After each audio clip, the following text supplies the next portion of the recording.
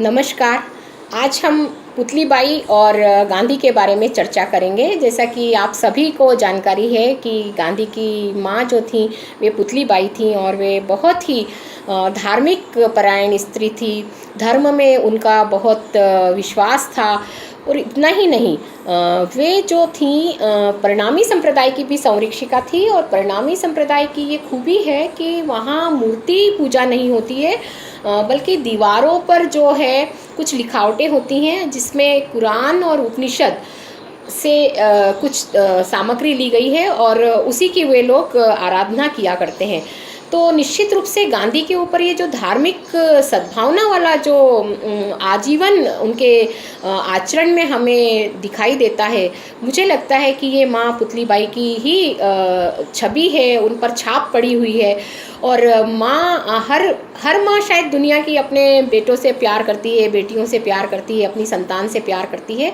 और मोहन के जीवन में भी इस प्यार की कमी तो कभी रखी नहीं थी, क्योंकि जब मोहन थोड़े से ही बड़े हुए थे और जिस उम्र में हम अपने माता पिता के साथ रहते हैं तब तो उनके पिता नहीं रहे थे। हालांकि बाल विवाह हुआ था और शादी हो चुकी थी उनकी, तब वे विदेश गए थे। तब पिता के नहीं रहने पर बच्चे को विलायत पढ़ने भेजा जाए या नहीं भेजा जाए, इस पर माँ पुतली बाई की बहुत महत्वपूर्ण भूमिका है। और आरसी गुहा सर की जब हम किताब पढ़ते हैं तो उन्होंने इतनी बारीकी से गांधी पर लिखा है कि हम सबको तो शोध करने की भी ज़रूरत नहीं है। केवल अगर हम पढ़कर भी गांधी को समझने की कोशिश करें तो हम बहुत आराम से ये काम कर सकते हैं। तो मैं इस श्रृंखला के माध्यम से आरसी गुहा सर, लुई फिशर की किताब और तमाम रामजी सिंह सर की किताब सभी को पढ़ती हूँ और कोट भी करती हूँ। और इनसे मैं सीखा भी है, समझा भी है। और आज सबको मैं इस श्रृंखला के माध्यम से धन्यवाद भी देना चाहती हूँ, क्योंकि आखिर ये उन सब की मेहनत है और हम सब केवल पढ़ने का काम कर रहे हैं। मैं केवल इतना सा कर रही हूँ कि मैंने पढ़ा है और आप तक मैं पहुँचाने का काम कर रही हूँ। इससे ज़्यादा मेरी इसमें कोई भूमिका है नहीं। बस है तो सिर्फ इतनी सी कि जो मेरी समझ बनी है और जो मैं नई जनरेशन को, जो मेरे विद्यार्थी हैं, सारे स्कूल के हों चाहे कॉलेज के हों, जिस तरह से गांधी के खिलाफ एक मुहिम चलाई जा रही है, तो आप लोग गांधी को प्लीज़ इन किताबों से पढ़ने की कोशिश करिए। गांधी की आलोचना होनी चाहिए, लेकिन जिस तरह से हम गांधी के साथ एक वैचारिक हमले पे उतर आते हैं, और वहाँ मुझे लगता है कि गांधी को उससे कोई फ़र्क नहीं पड़ेगा, क्योंकि गांधी ने तो बहुत हाइट ली थी। और इसका प्रमाण ये है कि गांधी की जो परवरिश है या गांधी के जीवन में जितने तमाम लोग आते हैं, उन्होंने गांधी को बहुत मजबूत बना दिया था। तो चूँकि मैं अभी गांधी के मदर के ऊपर ही कॉन्सेंट्रेट हूँ, और माँ पुतली बाई ने जब कहा कि मोहन अब विलायत पिता नहीं रहे हैं तो इनको भेजा जाए या नहीं भेजा जाए, और तब वे अपने घर जो आते थे, जो भी जैन मुनि आते थे और भी तमाम लोग आते थे, उनसे वे चर्चा करती, जिसमें बेचर जी महाराज का नाम आता है। और वे कहते हैं कि इस शर्त पर मोहन को पढ़ने भेजा जाए कि ये शाकाहारी रहेंगे, मतलब मांसाहार का सेवन नहीं करेंगे, पराई स्त्री का गमन नहीं करेंगे और शराब नहीं पिएंगे। और आखिर में मोहन ये प्रॉमिस करते हैं अपनी मदर से। और खैर वो एक बहुत लंबी कहानी भी है कि जो उस समय उनके परिवार में, समाज में, जाति में कि नहीं ये विदेश नहीं जा सकते, सात समंदर पार नहीं जा सकते, तो वो तमाम चीज़ें हैं, उस पर और कभी बात होगी। लेकिन हम केवल पुतली बाई तक अपनी बात को रखना चाहते हैं, क्योंकि समय का हमारे पास बहुत अभाव होता है और हमारी टेक्नोलॉजी भी हमारी सीमित है। तो उस वजह से कि जब गांधी विदेश जाते हैं और जैसे ही वो अपना काम शुरू करते हैं पढ़ाई लिखाई का, फिर वो पैदल जाते हैं, ये सब चीज़ गांधी ने सत्य के साथ प्रयोग में लिखी है, आपने पढ़ी भी होगी। यहाँ वे एक शाकाहारी संस्था के संपर्क में आते हैं और कई सारी किताबें उनको वो संस्था की ओर से पढ़ने को मिलती है, जिसमें एक हेनरी सॉल्ट नाम के लेखक हैं। हेनरी सॉल्ट ने शाकाहारी भोजन पे बहुत ज़्यादा काम किया था और उन्होंने लिखा भी था कि मनुष्य के लिए शाकाहारी भोजन क्यों ज़रूरी है, क्यों उसके लिए, जीवन के लिए वो अनुकूल है। तब गांधी को लगा कि माँ ने जो कहा था कि मांसाहार का सेवन नहीं करना, तो वो तो शायद उनको लगता था कि माँ ने बच्चे को समझाया है, लेकिन ये तो एक वैज्ञानिक कारण भी है इसके पीछे। और वे हेनरी सॉल्ट की सारी किताबें पढ़ते हैं और उसमें हेनरी सॉल्ट ने एक बहुत बड़ी बात लिखी थी, क्योंकि तब बहुत सारे लोग हेनरी सॉल्ट के कुछ निरामिष भोजन करने वाले आलोचक भी बन गए थे और उन्होंने कहा था कि कल से तो आप कहेंगे कि दूध भी मांसाहारी है। तो हेनरी सॉल्ट ने कहा कि दुनिया में कभी भी सुधार एकदम से नहीं आता है, किश्तों में सुधार आता है।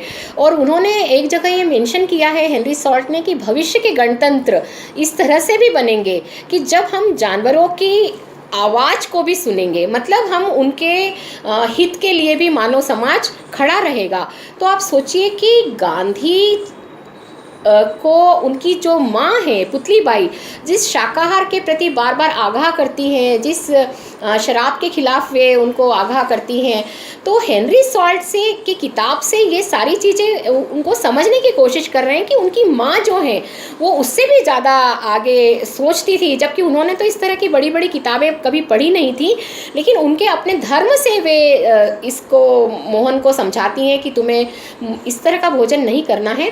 और आप सबको ये जानकर आश्चर्य होगा कि जब पूरी पढ़ाई करने के बाद जब गांधी लौटते हैं और शिप से उतरते हैं और उनके भाई उनको लेने आते हैं, तो वो मन में बड़े वो थे कि माँ को बताएंगे कि जो 3 शर्तों से आपने मुझे विदाई दी थी कि शराब नहीं पीना है, मांसाहार का प्रयोग नहीं करना है और पराई स्त्री का गमन नहीं करना है, तो उस पर मैं खरा उतरा हूँ। लेकिन अफसोस की बात ये थी कि भाई ने फिर उन्हें एक दुखद समाचार दिया कि तुम्हारी पढ़ाई में खलल न पड़े तो हमने माँ के नहीं रहने की खबर ही तुम्हें नहीं की थी।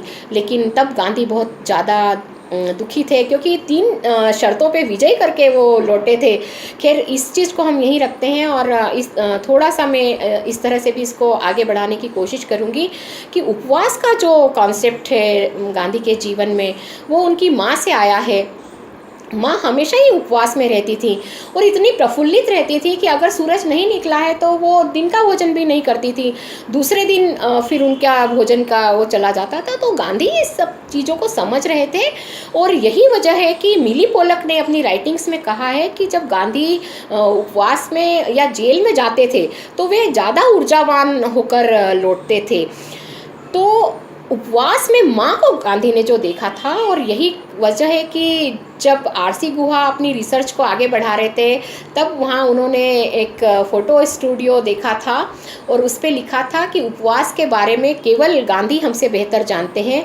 यहाँ फास्ट का मतलब था 2 संदर्भों में उसे उन्होंने इंगित किया था कि फास्ट का मतलब तेज। तो फ़ोटो स्टूडियो का ये कहना था कि हम सर्विस में तेज़ हैं, लेकिन इस फास्ट मतलब उपवास जो होता है इसमें तो केवल गांधी ही हमसे बेस्ट हैं। तब आरसी गुहा को लगा था कि ये कितनी बड़ी बात लिखी है और यही वजह रही थी कि उन्होंने गांधी परिचर्चा के माध्यम से अपने पाठ्यक्रम को आगे बढ़ाया था। और तब वे बताते हैं कि अगर वे किसी और कोर्स को वहाँ पे शुरू करते तो शायद इतने लोग उसमें शामिल नहीं होते, लेकिन गांधी पे चूँकि ये कोर्स था तो सारे लोग शामिल हुए थे। तो उपवास का जो सबसे ज़्यादा गांधी के जीवन में प्रभाव है, यहाँ हम सब जानते हैं कि वो पुतली बाई की वजह से है।